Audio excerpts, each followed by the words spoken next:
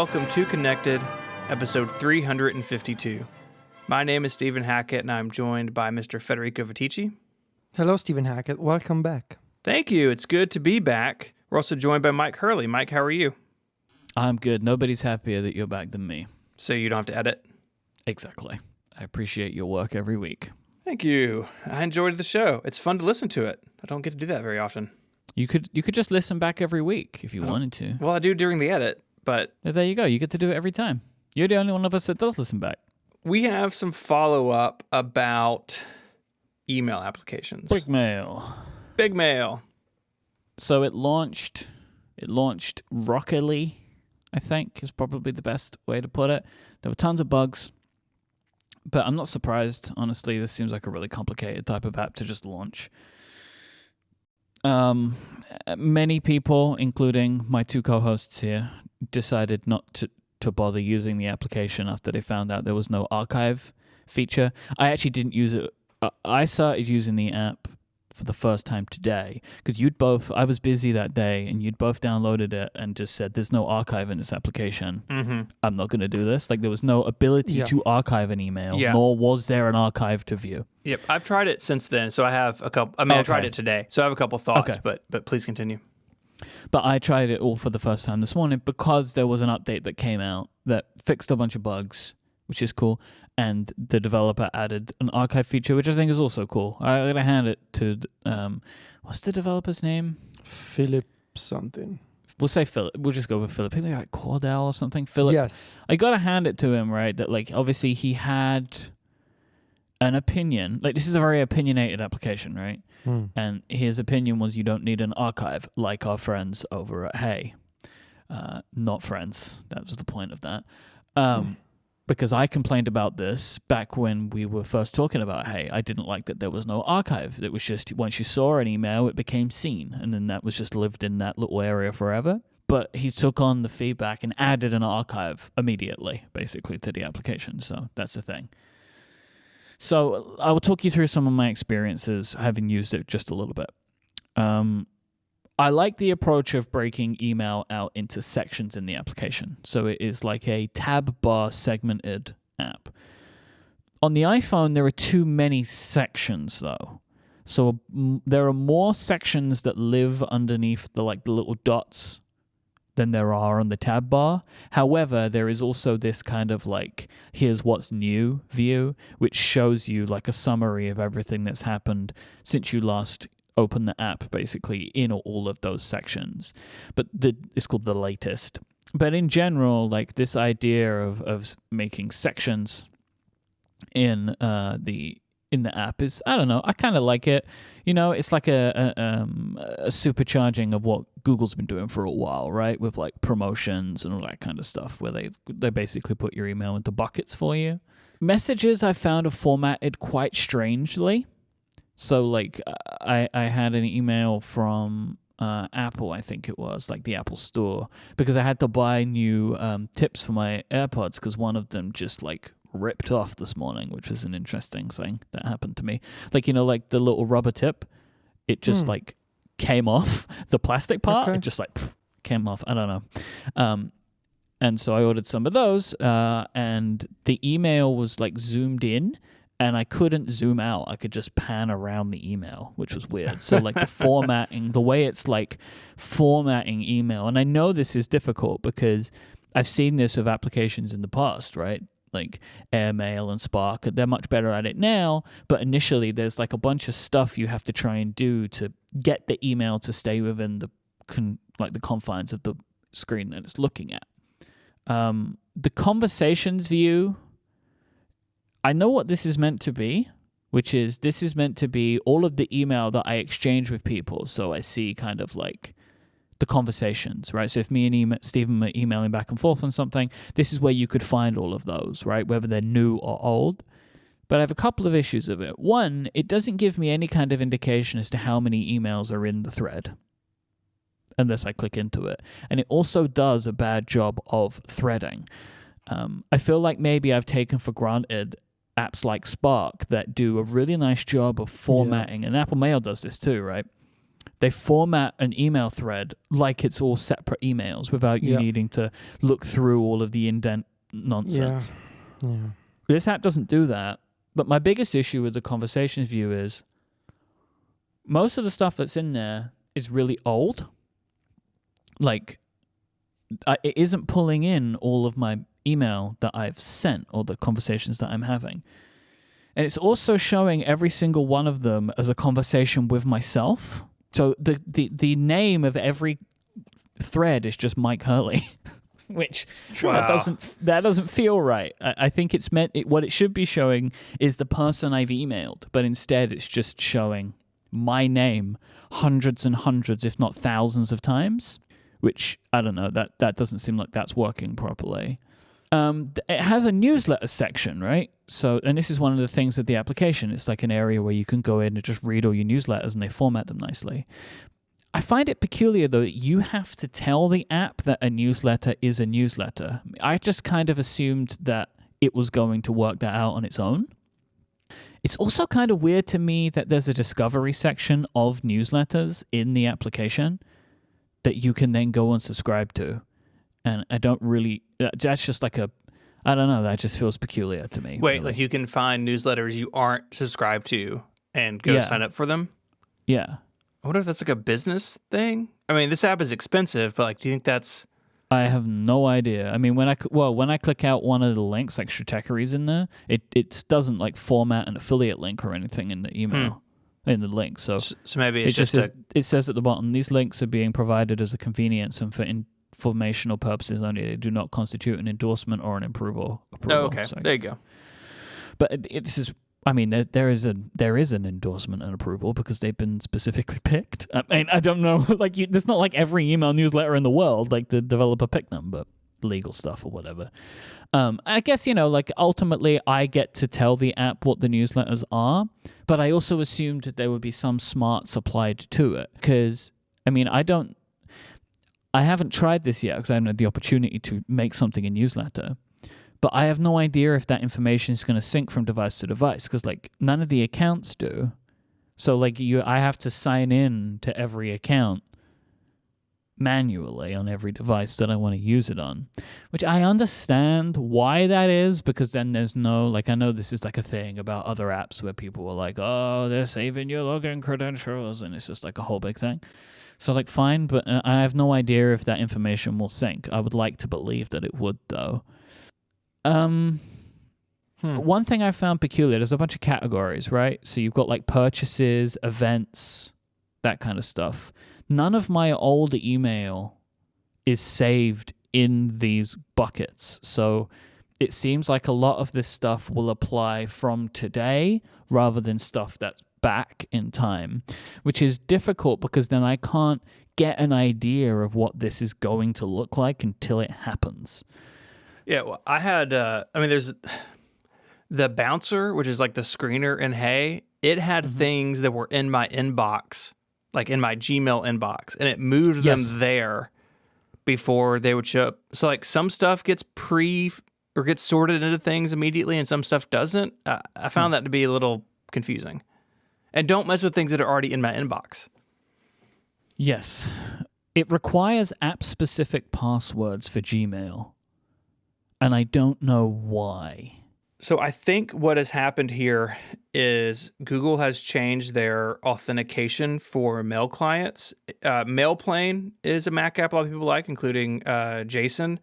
And they have recently announced that they're actually shutting down partially because of what Google has done with like the login flow, and that sort of thing. So maybe it's that. I don't know for sure. I'm not sure if they're even related, but I do know Google has made changes in that area. Okay, because that was just weird to me. Like every other email app I've ever used just gives you the like Google sign in with your Google account thing. Right? Yeah, and unlike Fantastical, where you have to sign into all your accounts everywhere, or at least Fantastical used to be that way. What Big Mail does is once you create that app specific password, it saves that to iCloud Keychain. So I set up on my Mac, and then I launched The iOS app, I told it to restore purchases because I want to talk about the flow going into it because I think it's confusing. And then it said, hey, we notice that you have this one-time password saved for this account. Do you want to enable that account? So at least you don't have to do it on all of your devices. Once you do it once, it's like in the Big Mail universe. Okay, well that's cool then. I'd never come across that before. Like I have it for iCloud, right? Apple have done this for ages for iCloud, but I'd never seen that with Gmail. There are no swipe actions on email. So like I had a bunch of stuff in my inbox, like 5 or 6 that were just like Google alert things because I'd signed in, right? So I had like 6 emails or whatever because Google just loves to alert you because I signed in with 2 different, I signed in with one Gmail account, but it just sent a bunch of email. And I had to like deal with them all individually by either opening and archiving them or just long pressing and archiving them. I do really like the layout and the design in general. I think that in that respect, it has lived up to what I think a lot of people were looking for, which is imagine if Apple put effort into the Mail app. It would maybe look something like this, right? It looks like a platform native app, right? It looks like all of the typical conventions of design that an iOS app should, with some extras, right? Like it has these little previews of an email in the notifications, which I like that, like a visual preview of what the email looks like inside. I like that kind of stuff. Like I feel like I've been very critical, but there is a lot of stuff that needs to be worked on with this app, I think. But I do have faith in the developer to add features because so far he seems to have been pretty responsive with that.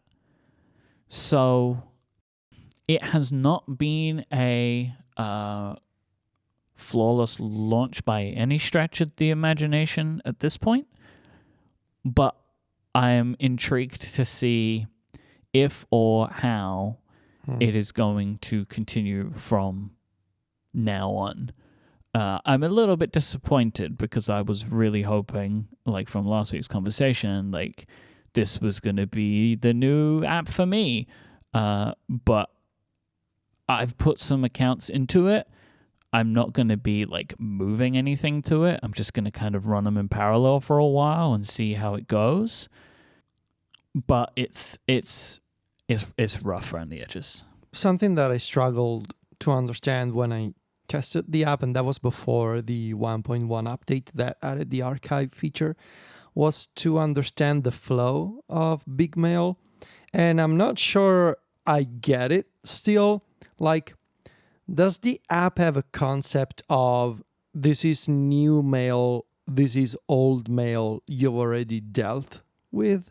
Yes. Because it's okay. It does. So, I mean, again, I don't know what you saw, right? Because I never looked at the app that way. But all of the new mail is shown to you in the section called The Latest.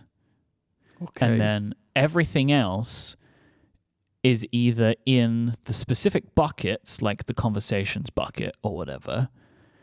And then you can go into the other areas. And then they also have something called Everything, which is where everything lives. Yeah, that was the impression that I got, that like there were too many ways to look at the same stuff. And I thought there is like a regular email client hidden inside this application. Yes. Which is under the everything area. And that's what I found kind of confusing, because then I was also expecting, okay, then I guess I should be able to see my email folders in here. But I don't think you can see those folders. I don't think so. If you have a like a Sane Later or Sane News mailbox, and obviously like I think this kind of application wants you to stop using that kind of additional service, right? Because it's organizing email for you. So using SaneBox is kind of redundant for this kind of app. It's trying to be that. It's trying to be that, but locally on device and all that. But I was confused because like I opened the conversations view and that was basically like a replica of my sent folder, right? Those are conversations that I'm participating in, which means I've sent a message. Like usually when I want to see something that I've replied to, I just go to my sent email section. And those are my conversations, right? Mm-hmm. And I struggle to understand, like, how is it different, conversations and sent? What's the difference here? And then I didn't understand, like, is Big Mail moving messages out of my inbox or not? Like the sections that I see, newsletters, purchases, conversations, the latest. If I open Mail or Gmail, which I'm keeping on the side, am I still going to see like duplicate messages in the inbox? Like, does it leave stuff in the inbox? Or is the organization that it does within Big Mail just a custom thing? I think then it's a if you- custom thing.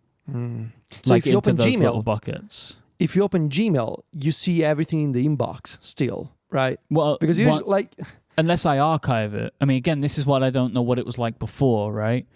So I'm That's what I still found confusing. archiving the Yeah. email when I'm done with it. So then it's archived, like it that will reflect in other applications. But it like the application doesn't create like a folder structure like something like Sparrow used to, right? That it hasn't like gone ahead and created a bunch of Big Mail related folders. There is a little slight addendum to that, which Stephen's going to mention in a minute, I think. But it hasn't created like a bunch of folders that it's now putting all my email into. It hasn't done that, all right. which I think is related to this thing that Stephen found today before we recorded. Yeah, so I played with it and I like what it's trying to do, but I just don't want my email in a bunch of different buckets. But one thing I noticed going back to Apple Mail is that all of a sudden I had a Big Mail folder set up as like an IMAP folder in my account. And you clicked in there and it has messages that have attachments on them that seem to be settings files. So one of the things with Big Mail is that it is doing the sorting and stuff all locally, right? That it's not going through some sort of cloud server and whatever, like that's fine. Do what you want to do. But this app does it all locally. And I think the way they're doing it, at least Yeah, partially, I found the help article. is with this Why little do file. I have loads of emails called app data in a Big Mail folder? To sync settings for reply later, the bouncer, and scene categorizations, Big Mail uses a special folder called Big Mail to write data that can be read from all your devices. Big Mail manages this folder automatically. It will periodically add, remove, and combine these emails, so it's best not to remove anything in this folder, otherwise you may lose some of your settings. It's a pretty smart way of doing it, I think. Because none of that information is now leaving your email accounts, right? And it's able to keep in sync that way. It feels a little janky, but it's kind of ingenious, maybe? Yeah, I don't know. I mean, it's hidden in Big Mail. I only saw it when I went back to Apple Mail. Right. So I think this is very promising. I just think that this launch has been rougher than expected, and Yeah. I think people are a little surprised at the high price. Also, the onboarding is really, I don't think it's good. Like you open the app for the first time and it's like, do you want monthly or yearly? Both come with a trial. Yeah, a lot of apps do that these days, and I don't like it. Right? Especially with Yeah. something like this. Like, let me poke around first, and then as I approach those 14 days, put a banner up in the app or something. Let me know. But This is the thing with Hey. Remember? I'm trying to And think then about Apple said you need to give people the ability to create a demo account so they can go in and look at the app. it. Well, this doesn't require an account, right? This is just. But I think this app could benefit from me being able to go in and see, even with fake data, yeah. what it's going to do before I give them $70 a year or whatever it is. Mm-hmm. I think so. So I signed up for the 2-week trial. I'm going to see how it goes over the next couple of weeks. If they continue to put out updates, who knows where it might end up going in the future, but I don't know. I'm decided to keep an open mind on it. That's a good approach. Purely because I like what the app is wanting to do, and I am encouraged by the changes in the app so far. So I'm going to keep an open mind with it, and I'm going to keep poking around with it. But this isn't the only mail app you've tried, right? No, I downloaded an app called, I assume this is called MimeStream. Where did this come from? I've downloaded Big Mail on my iPhone, but I'm also using Gmail on my iPhone. Remember, I have all these email accounts and I don't want them in the same place, right? Yeah. So My Cortex brand email, I really want in its own application, even if I don't do anything else. I've always done this. I've just wanted that email separate because it's like so different to the other types of email that I get. It's like whiplash. So I wanted to keep that email on its own. First, I had it in Outlook. Then I moved it to Hey. Now it's back to Gmail again, and I've been using the Gmail app on my iPhone, on my iPad. But there isn't a Gmail app for the Mac, right? And I don't want to be like, it's too tricky for me to be logged in on all the time because then like I have so many Google accounts. So I was thinking I wanted to get an app for the Mac for Gmail. People love MailPlane, but that's going away. And I remembered an application that I heard Stephen talk about on Mac Power Users called MimeStream? MimeStream? Mime I Stream. don't understand the name. Meme. Isn't Mime some sort of email? Mime is an email thing, right? Yeah, email protocol or something. I don't care. Yeah. It's a bad name. But nevertheless, really nice app. It's like, again, an Apple Mail looking thing if Apple Mail was modern, right? Because it integrates all of the Gmail features and can to your, like sorting things automatically for you, highlights when there's a attachment. This is a very nice application. So I've been checking this out today. I just started using it today, but I think it's really nice. It's like it's a beta. Did you see who builds it? No. It's this guy, Neil Havari, who spent 7.5 years at Apple working on mail. Makes perfect sense because not only does it work and feel good, I'm sure this person was frustrated maybe and decided to go make their own app. Do my own. Yeah, it's really good. It's really, really good. I really would recommend, because it's in beta right now, I really would recommend a different name. Because MimeStream, it sounds like a streaming video thing, or right, like it But with doesn't. no sound, just The name just doesn't. The name does not connect for me. Yeah. Right. At Neil, all. can you please make an iOS version of this? yes. Yeah, it's nice, right?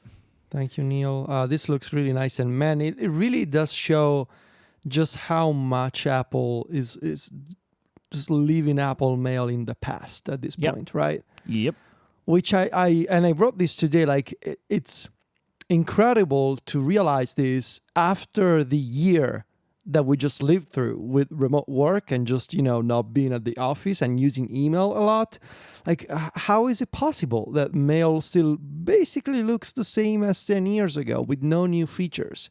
And when they did try to bring something new to Apple Mail with the weird toolbar buttons, basically the entire user base revolted, and now the toolbar is back to normal again. But like They are working on an iOS and iPadOS app. But just imagine if Apple Mail got the Apple Notes treatment, right? Mm-hmm. It's fun to dream. Yeah. Mike, did you notice in its settings that you can have the thing you want where, say you have two unread messages and you archive the first one, it doesn't automatically select and mark as read the next one? I have not come across this yet because I haven't had enough email in that account. But it makes me so happy when an application adds this. I have been lucky enough to force this feature into a couple of email apps over my lifetime, because I don't understand this idea of like, if I deal with one email, what I definitely want is the next one immediately. I must have it open. Yeah. So that's cool. I would have gone searching for that. So I'm very pleased that you've told me that it exists. It also has a related setting, mark messages as read immediately, after a delay, or manually. So you My God, that's so nice. good. This person understands email. Yeah. Come on. Neil, we need two things, Neil. We need an iOS version, and we need just a slight change to... Why do you call it like My Mail? Why is Stream? I think Stream's my issue. Right, stream.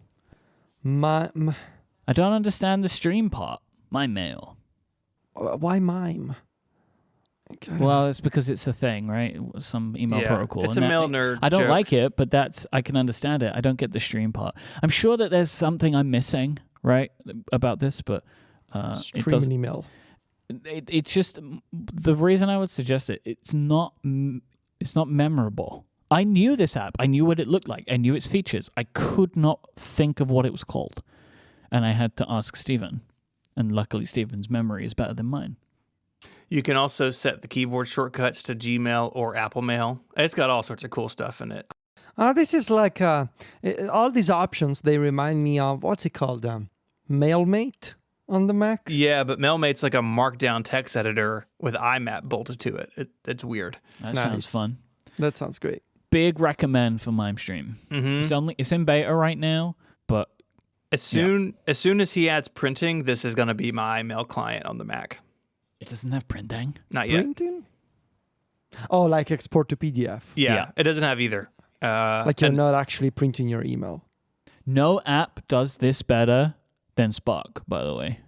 Spark has a dedicated PDF button that you can press. This episode of Connected is made possible by Memberful. Memberful is the easiest way to sell memberships to your audience used by the biggest creators on the web. Generate sustainable recurring income while diversifying your revenue stream. You've heard us talk about the Relay FM membership program. Well, Memberful is the platform that we built our membership on top of. They make it super easy to generate new revenue streams for the business, but much more importantly, it makes it easy to deliver bonus content to Relay FM members. So it integrates with a bunch of really cool stuff. So we have our Discord server. You can set up Discourse as well. You can do hook it up to different email clients, deliver secret things over RSS, have downloads. It's great. All these tools make it really easy to build a really compelling offering. So if you have a project that you're looking to monetize, you should definitely look at Memberful. Maybe you're already producing content that's reliant on advertising or other means of income. Well, Memberful makes it easy to diversify that. They include custom branding, gift subscriptions, Apple Pay support, free trials, private podcast, and ton more, while leaving you as the creator in full control and ownership of everything that relates to your audience, your brand, and your membership.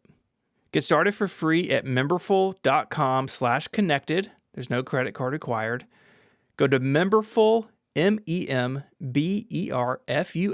memberful.com/connected to check it out. Could be the start of something really exciting for your project.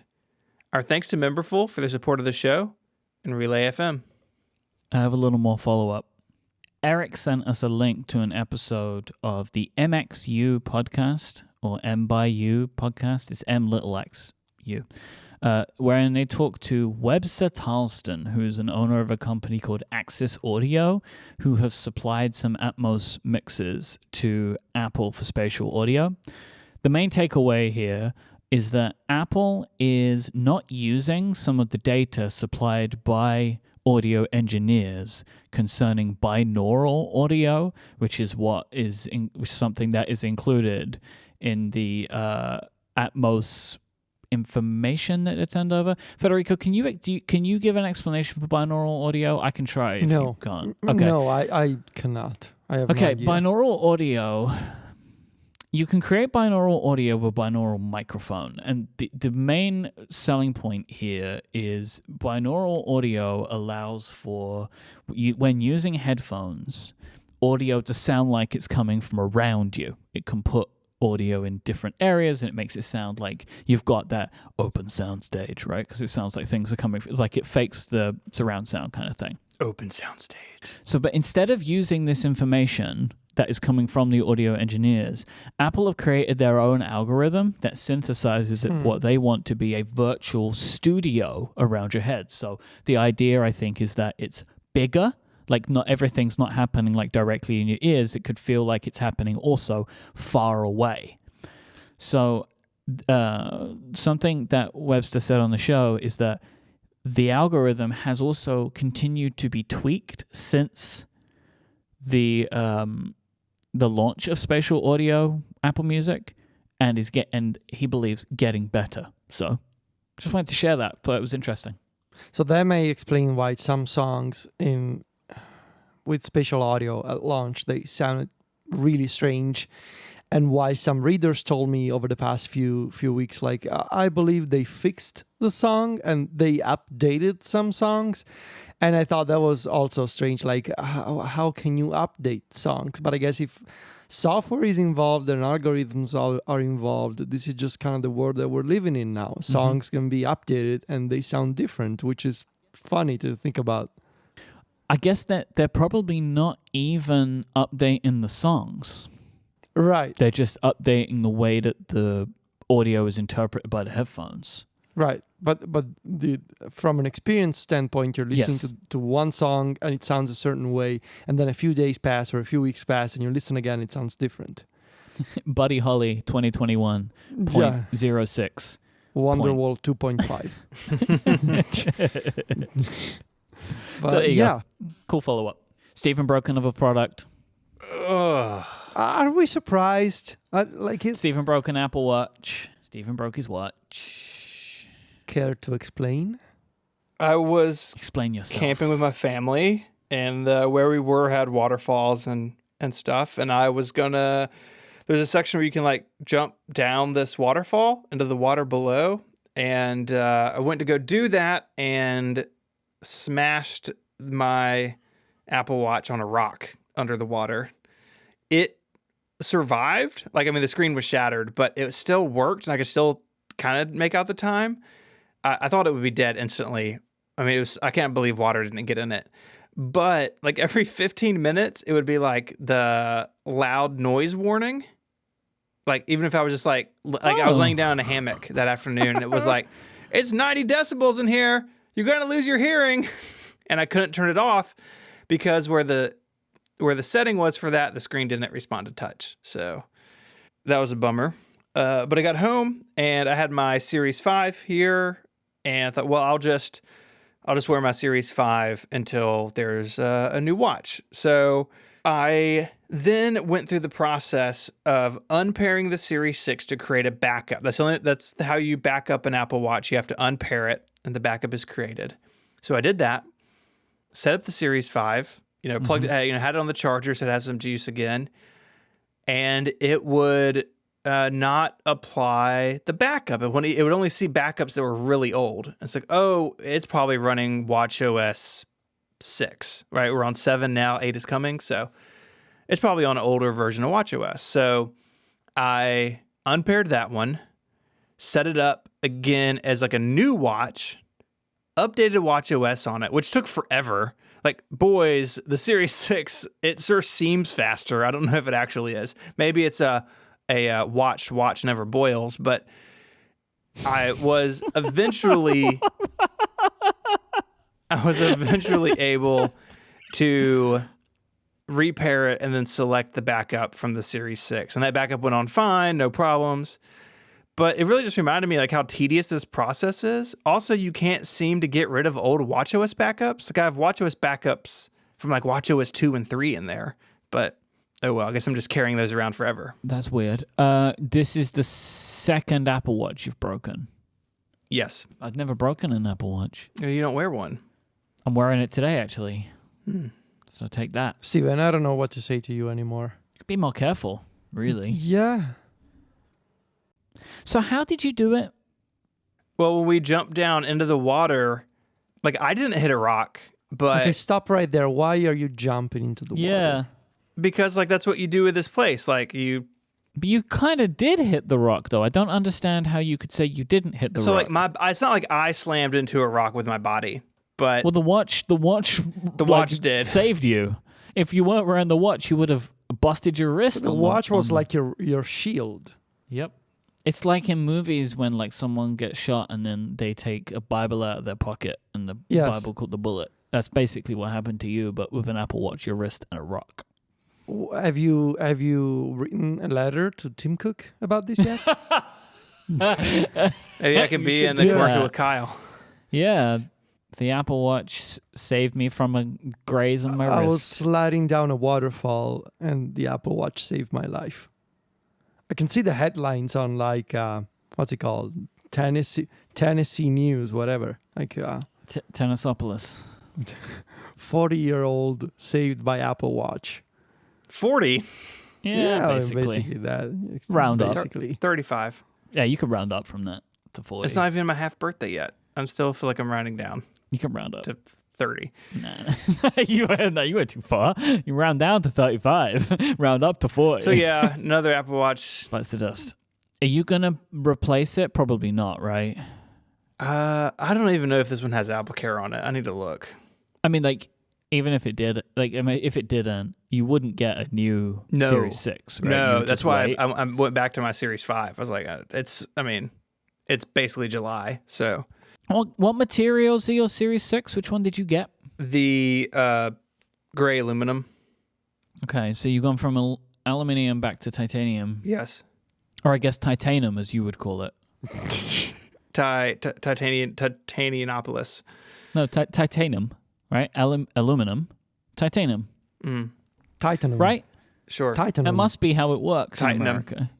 Titanium. I like the titanium a lot more than I remembered, but it's definitely heavier. And you know, the Series 6 has the screen brightness way better when your wrist is down.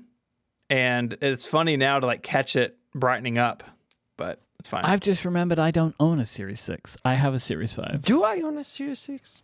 Of course you do. I think I do, right? I'm looking behind my watch. Yeah, I do. Okay, cool. How was it different? Oh yeah, the blood oxygen stuff. That and the screen is brighter when in sort of wrist down mode. Oh yeah, it's brighter in the always on display is brighter. Cool. Okay. Yeah, I guess I never noticed. So there's less of a like transition. Yeah, I bet. So anyways, no one tell David Sparks because he thinks that I break a lot of Apple devices, and I think that's ridiculous. What are you talking about? We tell you break a lot of Apple devices. Why is David I'm just saying he's under that impression falsely. the impression that everybody else is under? Mm-hmm. Yes. You are unlike anyone I've ever met. I don't know anybody that does the things that you do, and I don't understand it. I mean, in hindsight, jumping off a waterfall with an Apple Watch on was probably a bad idea. And like the thing is, you don't even strike me as a clumsy person. I'm not. I don't think. How would you explain this?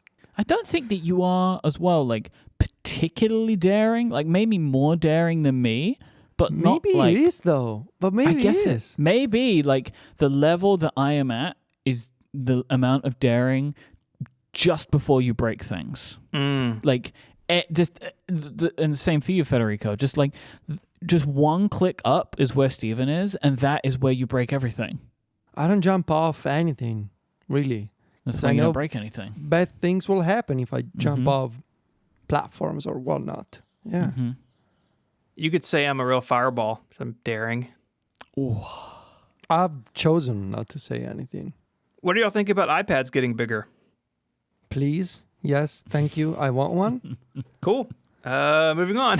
This is from Mark Gurman. He's in the newsletter business, but the newsletter is owned by his employer. I don't And know. it's free. But it's free. I have it set up to go to Feedbin with all my other newsletters. And Gurman suggests that Apple is working on larger iPads, possibly 14 or 16 inches in size. This seems to be multiple years away. This isn't like coming this fall. But I think it makes a lot of sense. Federico, what do you think? Yeah, this is fun. I actually remember talking about this idea in a briefing at WWDC many years ago. Like throwing around the idea of like, yeah, I would actually love a bigger iPad Pro, and I still believe that. So are you saying you're responsible? Is that what you're saying? You're responsible for this? I'm responsible for many things. All right. Okay. Maybe All right, maybe this is one of them. I don't know. But no, seriously. I mean, if you're Apple, you must be thinking about this sort of stuff, right? Especially given the sort of direction that they're going with iPadOS and multitasking. I think it's one obvious idea would be, well, we've built this new foundation in iPadOS 15. Maybe we're even considering freeform multi-windowing now. If you look at QuickNote, we're going to talk about that in a few minutes. And I guess the obvious next step would be, well, what if we took things a step further and we made an even bigger iPad Pro that allowed you to do more of that kind of multitasking, right? So you could imagine multiple split views instead of just two apps open at the same time. Maybe even multiple floating windows that you can resize, like a picture-in-picture type window. And I think they should do this. And it's fun to think about. You look at Windows 11, right? And all the things that Microsoft has been doing. Microsoft has always been ahead of Apple when it comes to multitasking and snapping and that sort of stuff. And you look at Windows 11, what they do with the snapping menu and all the multiple layouts that you can choose from. And that is exactly the kind of feature that I would love to have on iPadOS, and that I could also see, however, being somewhat tricky to get right on an 11-inch iPad or on a 12.9-inch iPad Pro.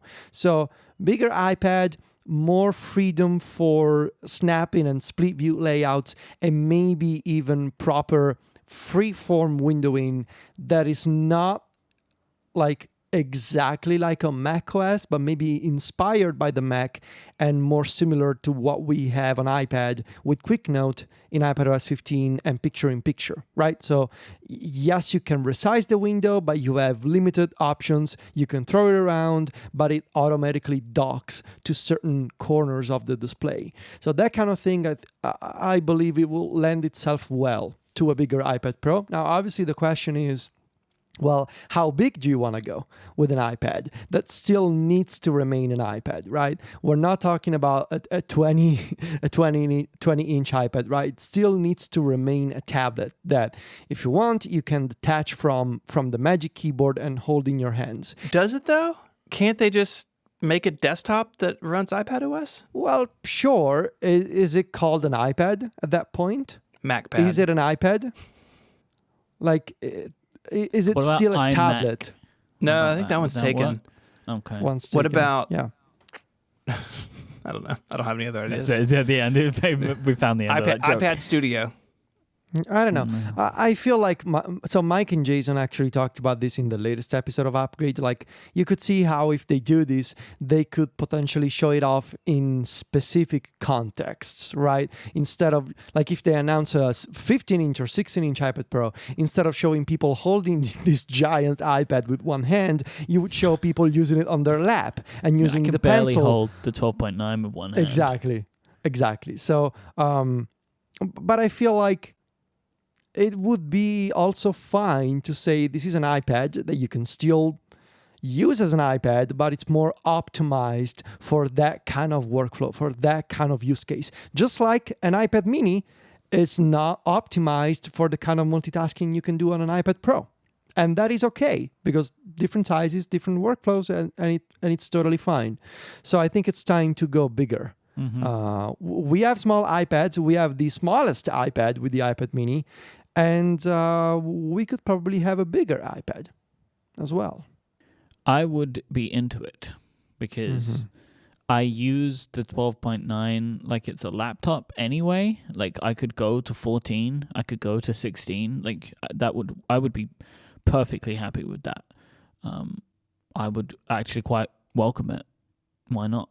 I mean, you say like how much bigger is 14 than 12.9? I mean, it's bigger. Any more is more, right? Like, you just keep making these things bigger like they have in the past. Like, we started out with a 9.7 inch on the small version, and now we're up to 11, and that's been a significant difference over time.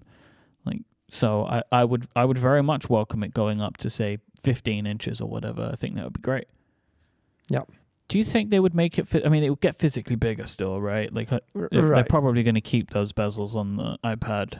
I don't imagine them getting rid of them. No, I mean, I think you've got to have some place to tuck Face ID into. Right. And they want I think they want the bezels to be the same all the way around. Like, I don't think they're going to notch it. So, well, I mean, eventually they're going to be able to put the Face ID under the display. So if that's a few years away.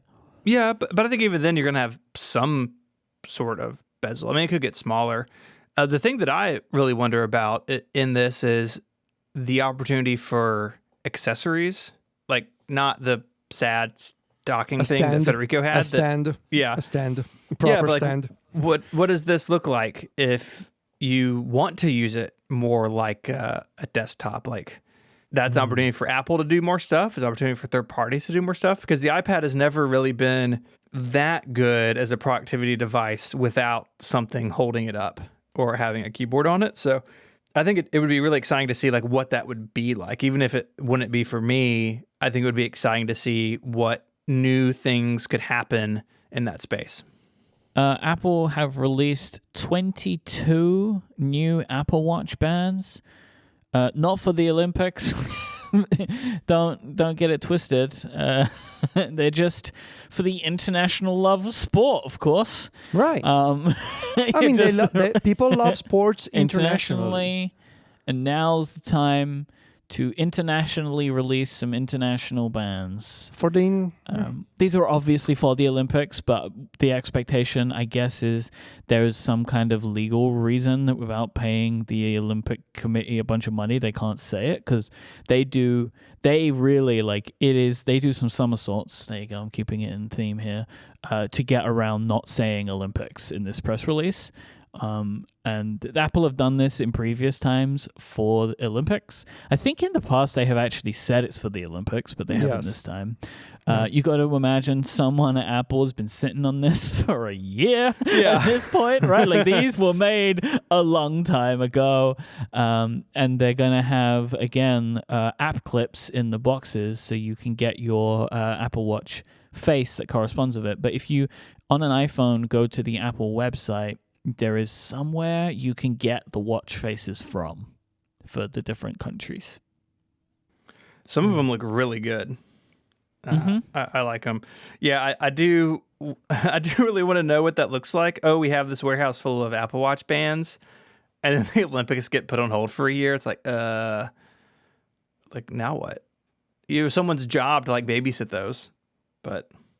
One of my favorite things about when they do this is the fact that they do tie it to countries, because it is almost redundant how many red, white, and blue ones there are in various, right? If they just made them the colors rather than saying that they're for a different, like, so you got France, Great Britain, Italy, the USA, South Korea, and Russia, they're all just red, white, and blue.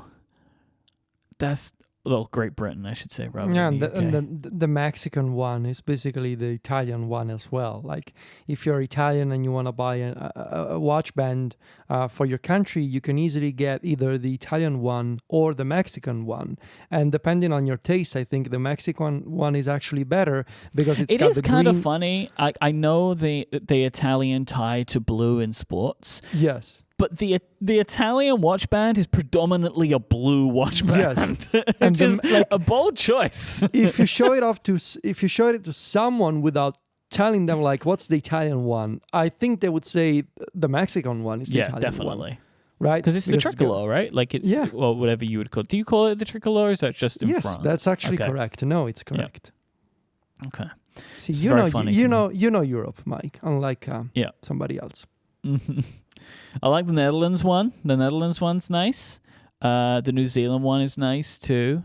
The Greek one is nice. It's just the blue and white vertical stripe. And the Canadian one too, I like. So I think the New Zealand face looks the best of all the faces. It's nice and simple, right? Yeah. Yeah.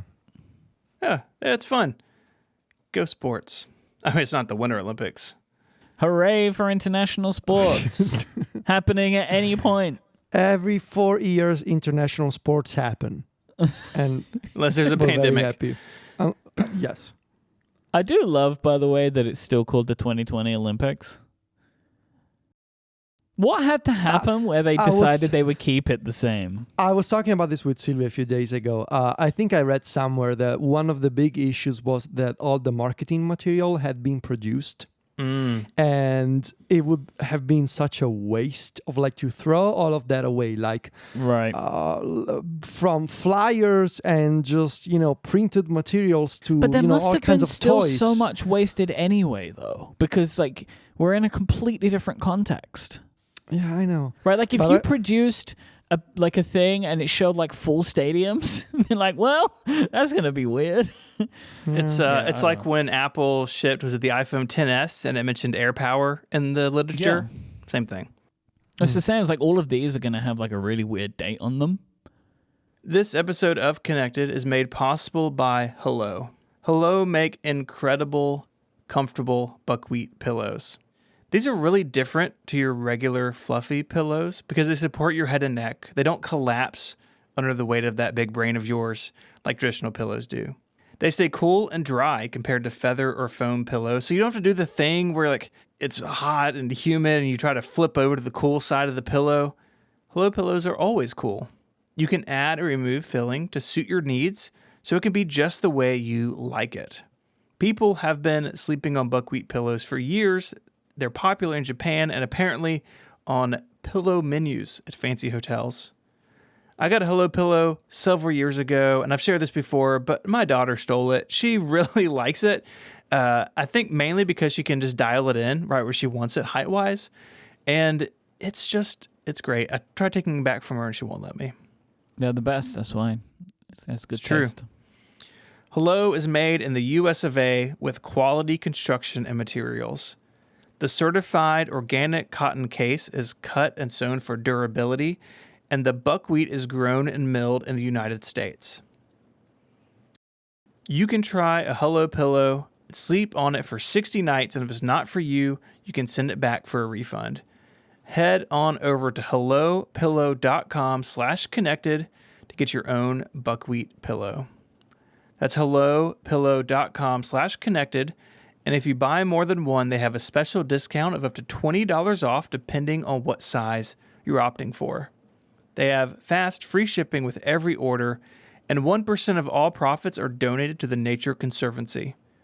So give Hello a try. If you love it, keep it, and if you don't, you can send it back. Head on over to hellopillow.com/connected. Our thanks to Hello for the support of the show and Relay FM. So the public betas for iOS and iPadOS were released today, just slightly before we recorded. Federico published a big article and I think Federico actually wrote his entire iOS review. I will quote from Federico's article. If you're installing the iOS 15 public beta today and want to show it off to your friends, know this. Live text in the camera and custom focus modes make for the best demos, followed by the new weather app and rethought multitasking controls on iPad. SharePlay is neat but can feel already dated now that more countries are rolling out vaccinations. The new Safari needs some more work. Mail is surprisingly unchanged despite the rise of remote work in the past year. That's how I describe iOS and iPadOS 15 in 2 sentences as of the first public beta release today. So wrap it up, everyone. Yeah, You you did got it. the summer off, baby. Congrats. I'm done. Thank you. Well, that is actually like your. I think this article you're taking a look at a preview of what the review is going to be like, right? That some of the themes that I Could that we I say shared, that this is the public beta of Federico's iOS review? Oh, man. Yes. That is actually true. That is absolutely correct. Like and we're gonna talk about this later because you're curious as to why I wanted to publish this story. But yeah, this is a preview of what I've been working on and sort of how I'm approaching these updates. I don't think, and I think actually looking through some of the other stories that I saw on other websites today, I feel like this is more or less the consensus right now. Like these updates are a grab bag of features, and there's not a single like big thing that is the obvious one to say, yeah, iOS 15 has this thing. Like you could have said 13 dark mode, iOS 14 widgets, and you usually have that kind of big feature that you explain to someone who doesn't follow tech news. In this case, you have a bunch of smaller things, and some of them are pretty good. Some of them feel already old, and some of them, they're going to need a lot more work, like Safari. Did we know at the time that it was widgets last year? Well, we had a feeling that it was going to be the thing for developers to focus on, and it was like going to be the feature to talk about. And at least personally, that's why I spent like the home screen chapter is the one that I spent the most time on in my Right. review last year. We did not expect the sort of, home screen aesthetic type viral thing. Thanks, But David. Yeah. But also when it happened, like we were surprised, but we understood why. Like, yeah, I guess, this I is think the fun to play around surprise with. It was just weird for something that the nerds are so excited about for everyone to also be excited about it. Right? I wonder what that'll do to the adoption rate. 14 had a really good adoption curve as opposed to 13, which had a really rough start and I think a pretty bad reputation pretty early on. But now with 15, assuming it goes well and it's not a buggy stew of sadness when it comes out, like, will people be willing to update for a new feature? I'm not sure there's anything in here like widgets. I'm not sure the last time there was something like widgets. It's usually emoji, right, which comes later. It's like the thing that people update for. I don't think that I can't recall an operating system feature that went viral other than widgets. I don't think that has been a normal thing. I will actually ask you now before we I want to drill into a little bit about some of the stuff that you were talking about, Federico, but why have you written this story? Isn't it taking time off from writing the review, which ultimately is the most important thing for you to be doing right now?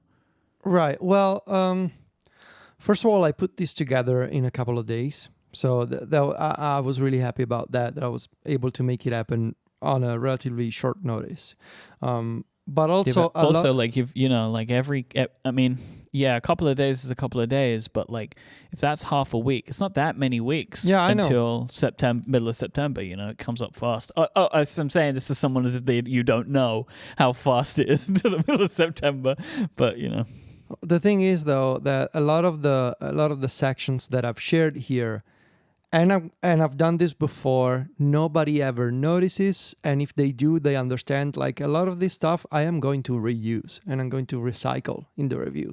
So it's like, yeah, technically I haven't written the review these past couple of days, but I also kind of did, because most of these sections I will incorporate in the main story and I will update them and I will revise them.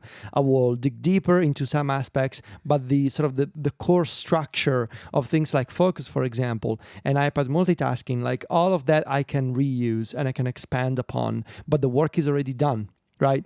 So, I actually have a note in Obsidian called Sections I Can Reuse, and that contains links to things that I'm working on this summer, like in Mac Stories Weekly, for example, or in this case, this article, that when the time comes that I'm going to be working on those chapters, I will be cutting and pasting and going from there. I guess maybe that's like the factual parts, right? Like the opinion part could change, or might not, but could change, right?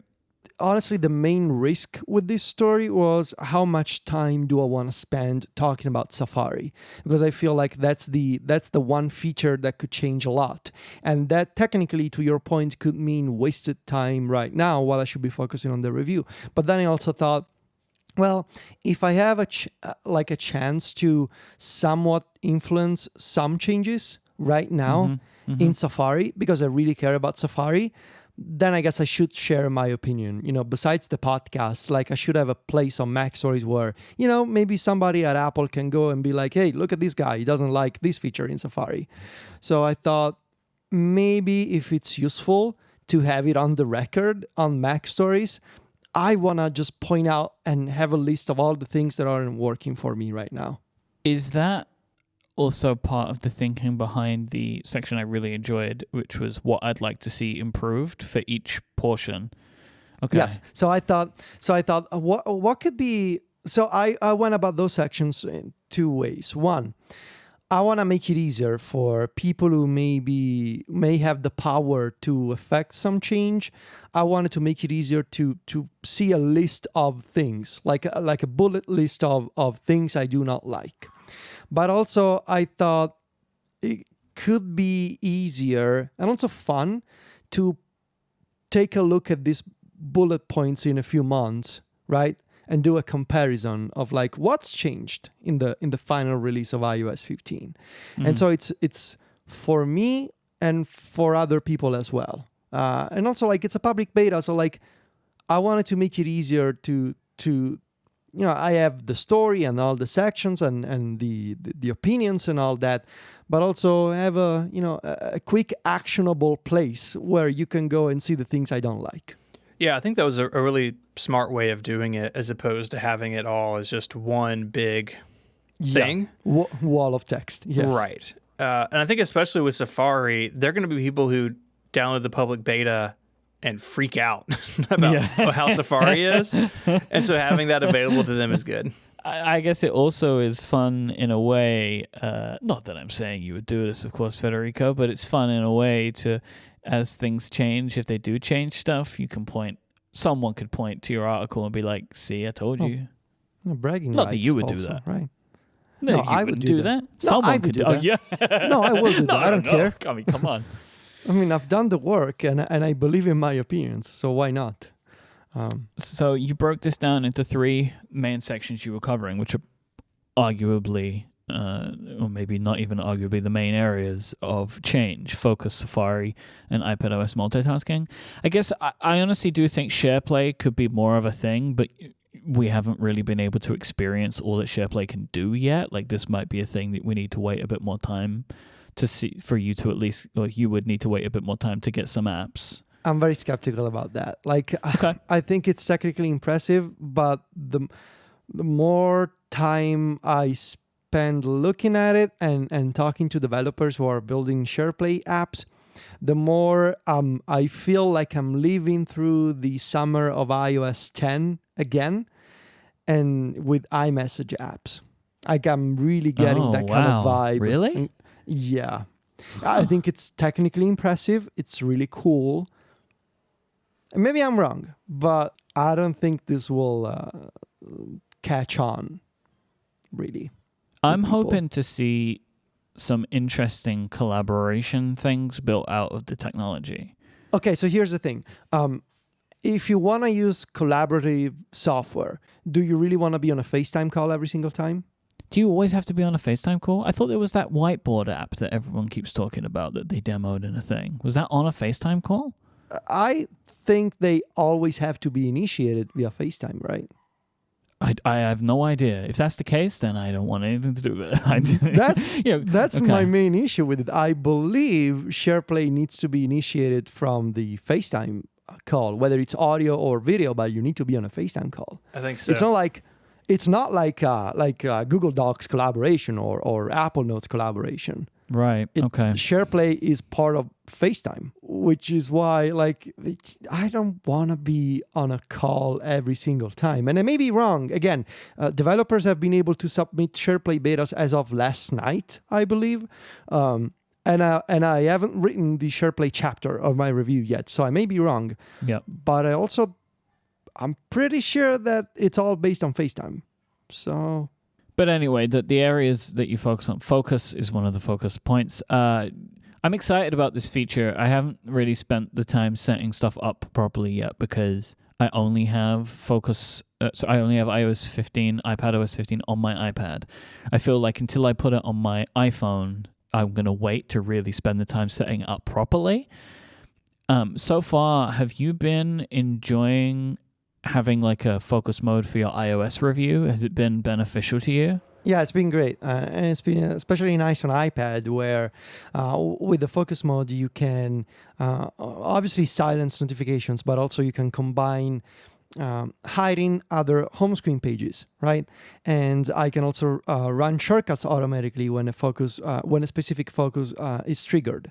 So that combination of like you enable a specific focus in Control Center and multiple things happen, that's been really beneficial to me. So that when I turn on the iOS review focus, I see my iOS review home screen and a timer shortcut is activated so that I can start a timer in Toggle. So that's been really helpful. And I'm actually thinking about other home screens based along this idea. Like maybe a music home screen could be fun. Like when I'm sitting down and then listening to music with my Sony headphones and either an audio player or lossless in Apple Music, maybe I could have a music home screen with a bunch of music widgets and, that kind of stuff. I'm exploring that idea. Yeah. I love how it can be tied into shortcuts. Yeah. Like it's so obvious like when it's like that makes so much sense that as well as having like that special home screen, it could also just do things on the device for you. I'm into that. Like I think that's really smart, and I also like that it's two-way, right? That it can trigger some shortcuts when you turn it on, right? Or shortcuts can turn one on. Right. If that makes sense. Like it's in two different ways it can be used, which I think is cool. Yeah, that is really cool, and I think that makes it more likely that more people will use it as opposed to like it's a manual thing you just forget all the time. Anything you can automate that way is better. I'm curious though, because this is much more up the alley of the two of you than it is me. Mm-hmm. Is this something like you will have something in use all the time, something that you will just have under certain circumstances? Like what have you learned about it and how you may use it so far? Well, I think for Focus, I prefer to activate it when I'm working, like for sure. Especially when I'm writing, and I need to I really need to concentrate and just think about writing. That whether it's the review or the newsletter or Mac Stories, that's been really helpful. I created my own driving focus because I didn't like the default one. Like, for example, with the default driving mode, it disables interactions altogether on the iPhone. And I'm not saying that I want to use my iPhone while I'm driving, but that also means that my girlfriend needs to confirm every single time, like, I'm not driving, let me use this iPhone, if she wants to control music on my device, which is connected to Bluetooth. And also, if I'm waiting at a stop, because I got a red light, for example, I need to say I'm not driving, but I'm still technically driving. So I think that's a bit, it gets a bit tiresome after a while. So I created my own driving focus that basically does all the things that the Apple one does, but it doesn't have the disabling interactions on the lock screen. And the other modes, so I was thinking a few days ago, like I could have a beach mode, for example, where when I turn on, and I haven't built this yet, but I think I will, where I could use Focus not necessarily to silence notifications, but as a trigger for other things. So like enabling low power mode, for example. Switching off the 5G network because I don't have 5G at the beach despite, being vaccinated. So basically using Focus as a manual trigger for contextual changes that I want to apply to my iPhone. I am also not the kind of person who is going to keep Do Not Disturb enabled at all times during the day. Right? If I'm browsing Twitter or if I'm doing email, not that kind of creative work, it's fine if I get notifications. So for me, I think on a regular basis, I'm mostly going to enable it when I'm writing. Even when I'm recording podcasts, for example, I need to be able to see notifications if something happens. Like if my dogs do something in the other room and I have a HomeKit camera, or if Sylvia is texting me, right? I need to be able to get alerts when I'm doing a podcast. But when I'm doing creative work, that's when I want to block distractions. So for me, it is what you just said, which is what I like. So at the moment, all I have is all notifications or do not disturb. And my plan is to make some focus modes for certain things. Like I would have a recording podcast focus mode, which would allow certain notifications to come through.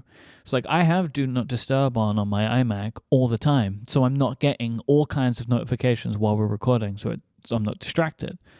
But it could mean that I miss something important. Like if one of you needs to tell me something during the show, I just have to hope I'm going to see it, right? Like randomly, because I noticed that the iMessage thing is ticking up, right? Like the badge on the app icon. But what I would really like is on my Mac for, say, our group thread on iMessage to actually be able to notify me, rather than then also being able to get rid of messages from everybody else during that period of time, So for me, like I'm going to be pretty granular, I think, and I'm going to set up a bunch. I'm not going to have, I think, it sync across all my devices. So like I leave my iPads in do not disturb all the time. Same.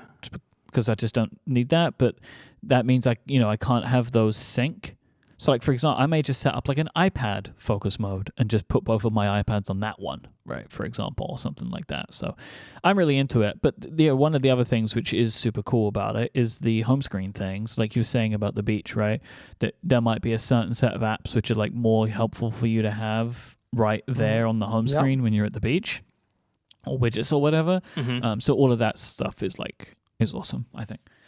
Yeah, that has impressed me about it so far, is how deep the customization seems to be. And I think we could debate, and I suspect that you will in the review, about sort of the opt-in versus opt-out type of settings you have. Like, I think it could be even easier in some ways, but the fact that it touches home screen changes, which we saw show up last year for the first time, the fact that it syncs across, like, it's a new feature, but it's taking advantage of other features that Apple already has had. And I like when they are able to build on what they've had in the past. You know, sometimes Apple has something come out and it's like, well, this is connected to this other thing, but you didn't hook it up. Like, why aren't these things talking to each other? And with this, it feels like Focus is really thought through across all the different platforms and features where it makes sense.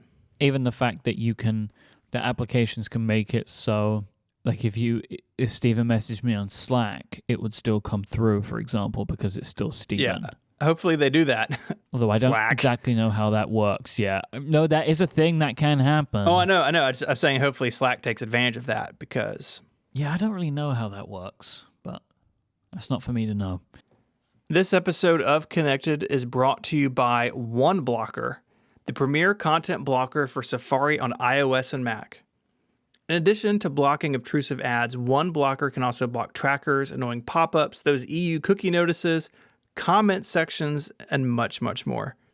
It's super easy to configure. The app itself will guide you through the process, which is basically just flipping a few switches.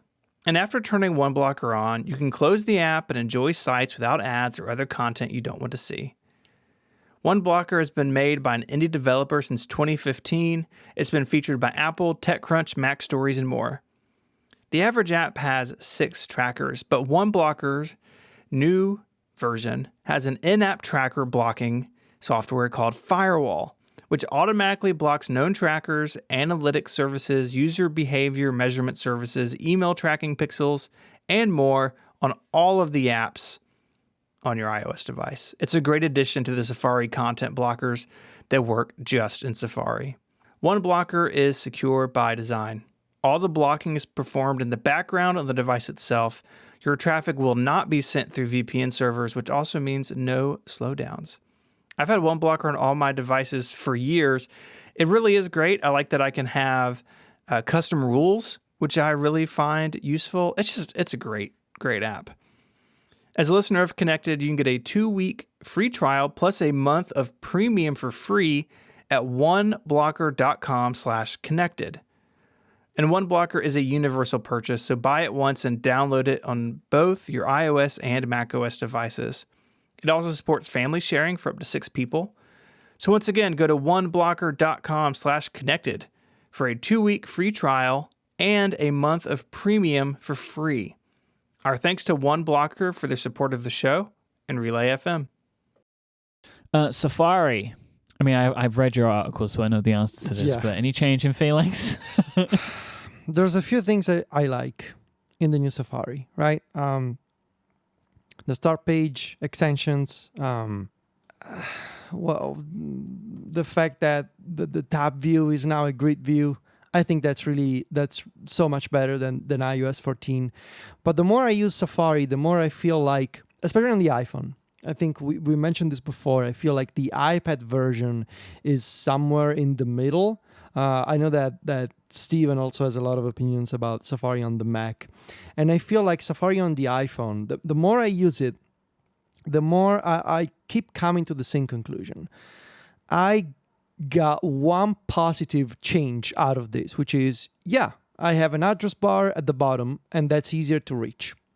But because of that single positive change, there's a whole list of negative changes, right? A whole list of trade-offs that needed to happen in order to make that design possible. And it's been 3 weeks, right? So you will hope that if the argument was, it's just a matter of muscle memory, you will hope that in almost a month since I've been using this, I will get the hang of it and I will be used to it at this point, especially because I'm really using it and I'm taking notes and I'm writing about it and I'm using it every day. But every time I use it, I'm like, man, I really don't like this. Like, yeah, it's easier to reach, but everything else is, at least for me, worse than before. And I pick up my XS Max running iOS 14, which is my test device for the old OS. And I look at Safari and I'm like, the address bar is at the top, but everything else is so much nicer. I got proper navigation arrows and a share button and a reload button, and I got a pop-up menu for website settings. Everything is in its right place, and I don't have to go hunt down things in secret menus or via hidden gestures. And so I have to wonder, which is also what I wrote in the story, I have to wonder, is it really worth it to accept all these trade-offs just to have that unified address bar at the bottom? And that's on the iPhone. On the iPad, you could also say it's somewhat better because you have a sidebar that makes access to certain features easier because they're right there in the sidebar. But that tab view on iPad with the unified design where the current tab is also the address bar and you don't have the separation between tabs and address bar anymore, that's also really rough. And again, I wonder, sure, I've probably gained like 20, 30 pixels on web pages, right? I see 20 more vertical pixels on a web page, but everything else is so much worse than before. Is that really worth it?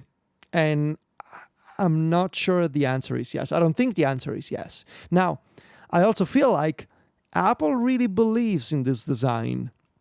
And I mean, you can tell because they also did a WWDC session about designing for the new Safari.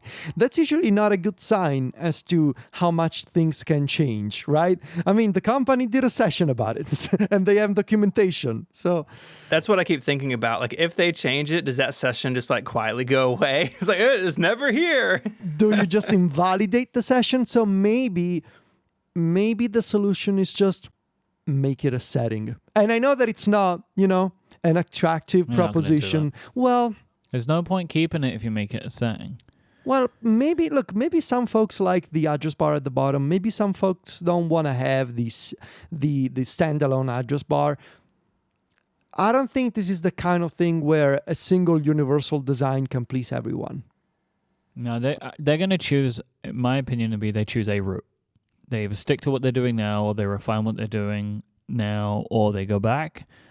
Because stuff like the fact that they want the entire web to redesign to deal with this, they're not going to get that if you can turn it off, right? I would be really surprised if they made any of the Safari UI stuff a setting. Like, I cannot imagine that being a thing that they would do. Well, then I guess they're either just gonna make you like it, right? Or as in like you're just gonna have to deal with it, or they'll change it. Honestly, I think that's what's gonna happen. Realistically, they're just gonna listen to feedback, apply some changes, like maybe the reload button will come back. Maybe the they're like two-thirds of the way there, right? So iPadOS and macOS Beta 2 have brought the reload button back in some way. On hover, it's kind of they kind of brought it back, but yeah, I think you're right. I don't think they're gonna make it a setting. I think they're just gonna force us to use this for a year until maybe actually we'll see another replica of what happened with Mail, where they tried to force us to use the simplified toolbar in Apple Mail, and as soon as they push it out to public release, everybody started complaining like, I don't know how to archive my mail anymore. I don't know how to reply to mail anymore, and they needed to change that in the next beta. Was that iOS 13, I think, or 14? Yeah, everything was just behind the reply button. Yeah. And a lot of stuff still is. They moved like 2 things out of it. So I think if that's the recipe, then we'll see a couple of minor Safari changes. I think mostly on the iPhone, I agree with you. I think that's where it's the worst. And yeah. But the rest of it is just here to stay. I can tell you, I gave my iPhone to Sylvia a few days ago because I asked her, can you look up something on Google? And she opened Safari, and I could tell that she didn't know what to do because she just kept staring at the phone. And I was like, oh yeah, that's the new Safari. And the only thing she said was, I hate it. So I'm curious. She's got a pretty good sense of like how the general public sees these things. I want to see how this goes, honestly, because Well, this is why they do the public beta, though, right? still regular people don't install the public beta, right? It's still like tech. I think it's more than you think, man. Yeah, Like, they gave a number a couple of years ago, and it was like millions and millions of users. I mean, it wasn't a Yeah. billion, but there is a. it's more than just like the connected audience. There is there's like expanding circles of people, and like there are people that are quote interested in technology that we would consider general users, right? Because they're not listening to this show or any tech podcast, but they love gadgets. We've all met these people in our lives, right?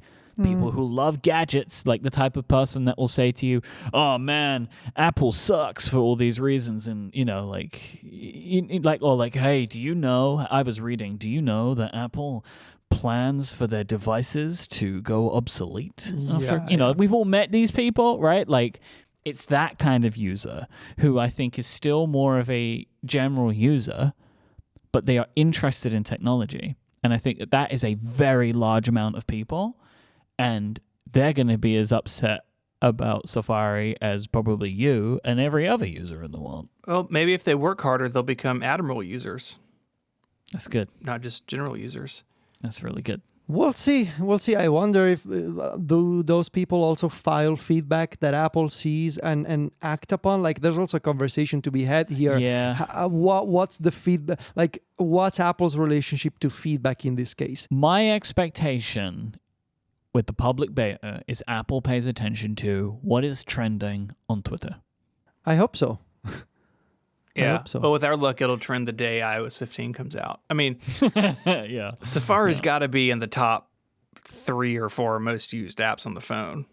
Like, people are going to freak out, especially because this tab design and this layout isn't anywhere else. It's not like Messages and Mail and Files got all this like stuff at the bottom and doing all these weirdo slidey things. Like, it's just Safari.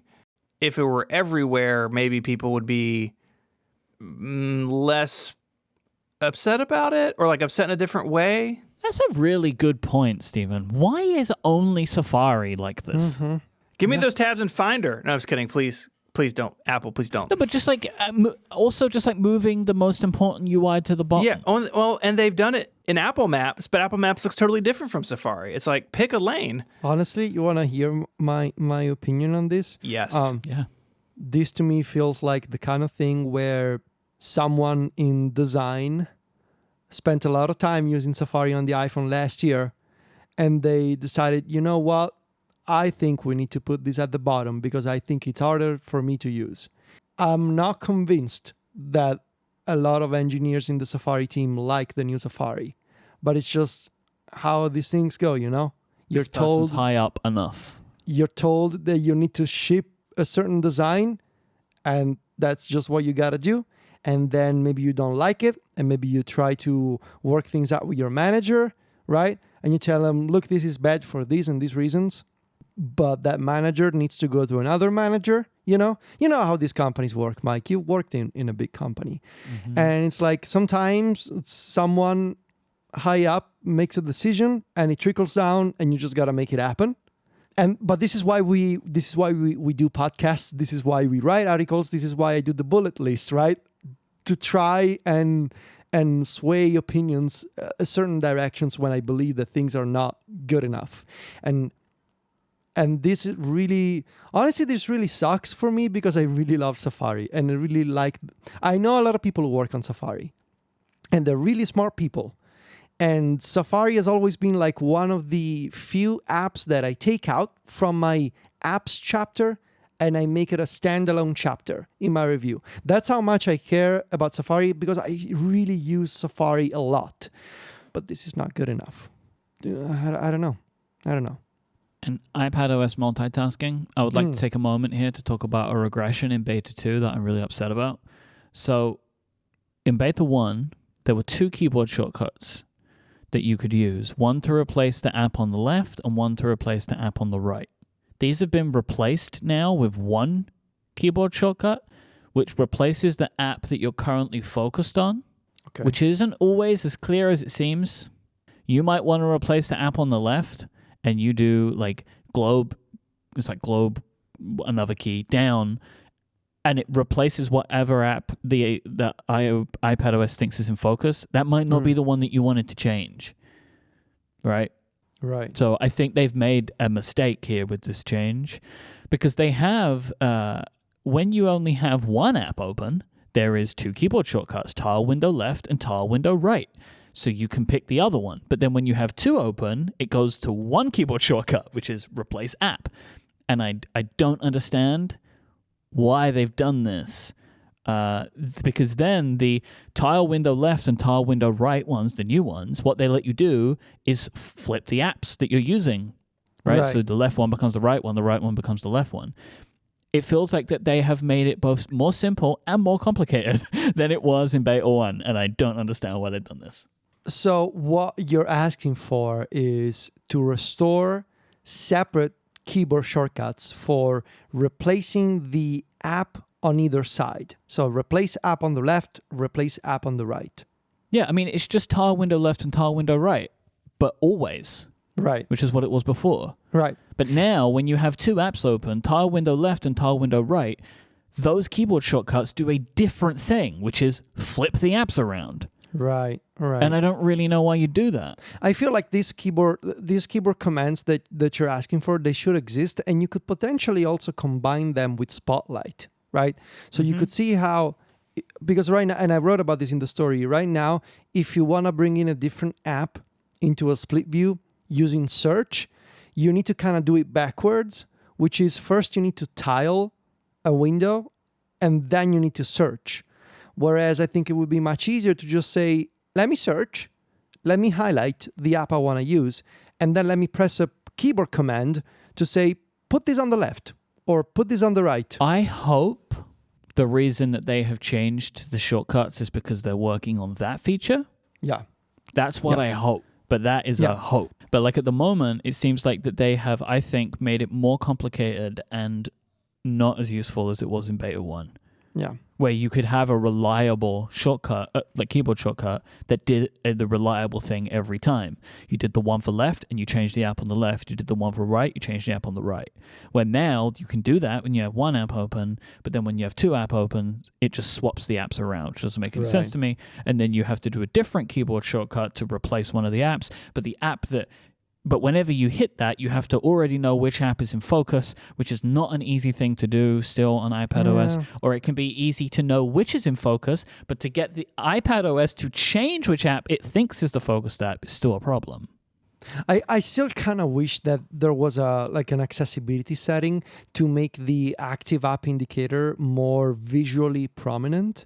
So I think a really good example here is Obsidian. When you open multiple notes and you have multiple panes open in Obsidian, you get this thin colored bar at the right underneath the title bar, and that's really helpful because it's like a highlight for the active note, right? And I kind of would like to see that like a colored highlights, like something else besides the little pill-shaped indicator that gets slightly darker for the active application in a split view. I still feel like that should be more visually obvious as to which app of the 2 is the active one. Yeah, I'm going to see how this goes. I think if it's not changed in the next beta, I'll file the feedback, because this is a particularly difficult one for me to try and explain in a feedback, because it's complicated, and also I don't remember what the previous shortcuts were, right? So to try and explain it is complicated. I did file one feedback. Remember, I think I was complaining about the fact that they broke indenting and outdenting, or was it indent left and indent right? They fixed it. Yes. They haven't updated my feedback, but they fixed it. So, hooray! Look, you can't have everything you want, Mike. That's true. That's very true. Yeah, I can only get one thing at a time. That's right. So if I want indent, what is it? Indent left and indent right. I have to lose the multitasking shortcuts that I want. Yeah, you can only have one left to right feature. So, too bad. Anything else in Beta 2 we should talk about? Maybe not today. Okay. Yeah. We will revisit this because we have a long summer of betas ahead of us. Until then, if you want to... We may have beta 3 next week. So, right? We'll see. Where they go back to Safari from iOS 7. You want it simple, huh? Look, honestly. Brush Metal Yeah. Safari on the iPhone. Okay. I'm just saying, they have it somewhere on a hard drive. I will say, Federico, if they bring back that old tab view because of you, I'll never forgive you. I just want you to know. No, you can keep the grid view. Look, it's not that difficult. Literally every other iPhone browser does this. They have a button to open tabs, and when you click that, you see a grid view. Like, the grid view does not depend on the other things. It's fine. Well, we'll see. Just like, you don't want the Safari features, No. huh? You don't get any of them. They're all gone. All right. Well, If you want to find links to stuff we spoke about, including Federico's excellent overview of where iOS and iPadOS 15 are, check out our show notes. This week you can find those links on the web at relay.fm/connected/352. While you're there, you can get in touch with feedback or follow-up. There's an email link there on the side of the page. Or you can do it on Twitter. You can find us all there. Federico is there as Viticci, Viticci. Of course, he's the editor-in-chief of MacStories.net and hard at work on reviews. I know John is too, so y'all are busy boys. You can find Mike on Twitter as iMyke, IMYKE. Mike, what's something else cool that you do? I would like to recommend people go and listen to the most recent episode of The Test Drivers, where we interviewed Panos Panay, who's the Chief Product Officer at Microsoft for Windows and devices. It was a really great interview. I really enjoyed Thank it. He's a cool guy. Thank you. Very cool. You can find me on Twitter as ISMH and my writing over at 512pixels.net. If you like this show and are looking for other cool podcasts from Relay FM, check out Make Do. You don't have to monetize your hobbies, but if you want to, Make Do is ready to be your cheerleader in podcast form. Listen as you work on your hobby with Tiff Arment and Julia Scott over at relay.fm/makedo, or search for Make Do wherever you get your podcasts. I'd like to thank Memberful, Hello, and OneBlocker for sponsoring this episode of Connected. And until next time, guys, say goodbye. arrivederci. Cheerio. Bye, y'all.